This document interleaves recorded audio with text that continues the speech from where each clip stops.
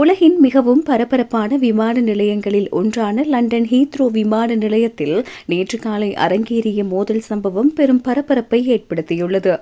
விமான நிலையத்தின் வாகன நிறுத்துமிடத்தில் நடந்த இந்த தாக்குதலில் சுமார் 20க்கும் மேற்பட்டோர் காயமடைந்துள்ளனர். நேற்று காலை சுமார் 8 மணியளவில் ஹீத்ரோ விமான நிலையத்தின் 3ஆம் முனையத்தில் உள்ள வாகன நிறுத்துமிடத்தில் இச்சம்பவம் நிகழ்ந்துள்ளது. தங்களுக்குள் அறிமுகமான ஒரு குழுவினரிடையே வாக்குவாதம் ஏற்பட்டு அது முற்றிப்போய் கைகலப்பாக மாறியுள்ளது.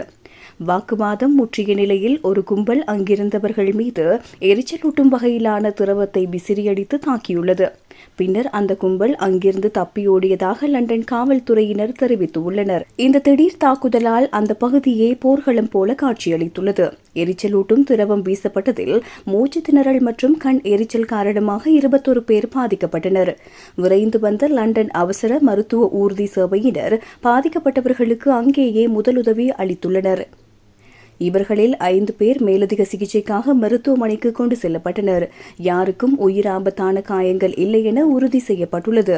இந்த சம்பவம் குறித்த தகவல் அறிந்ததும் ஆயுதமேந்திய காவல்துறையினர் உடனடியாக தளத்திற்கு விரைந்துள்ளனர். தாக்குதலில் ஈடுபட்டதாக சந்தேகிக்கப்படும் நபர் ஒருவரை அவர்கள் கைது செய்துள்ளனர்.